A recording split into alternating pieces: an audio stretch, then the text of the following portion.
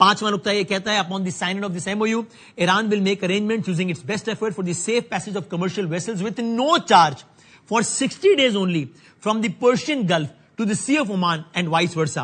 The traffic of commercial vessels will immediately start, and considering the need for removing the technical and military obstacles and demining by the Islamic Republic of Iran will be instated within 30 days.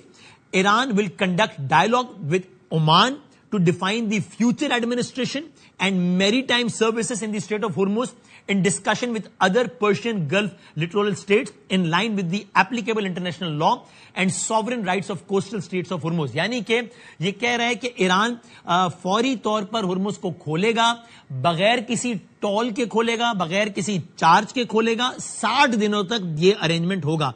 उसके बाद Iran, Oman और दीगर ममालिक को भी एतमाद मिलेगा। आप जानते हैं हुर्मुज जो है वो ईरान और ओमान की ही टेरिटरी से गुजरता है, तो ओमान ईरान के बाद सबसे ज्यादा मुताल्लिका मुल्क है। और इराची साहब पहले भी कह चुके थे कि जंग के बाद हम और ओमान तय करेंगे क्या करना है। तो ईरान और ओमान इसमें बैठेंगे और फिर इस हवाले से आगे का क्या करना है हुर्मुज के हवाले से वो भी चीजें तय होंगी। लेकिन इस मुआहदे के ये एमओयू जब साइन होगा तो ईरान पूरी की पूरी कोशिश करके इस बात को यकीनी बनाएगा कि हुर्मुज से जितने भी कमर्शियल वेसल्स हैं वो बगैर किसी टोल के उनकी आमद और रफ्त शुरू हो जाए, और उसके बाद इस हवाले से मजीद बातचीत होगी।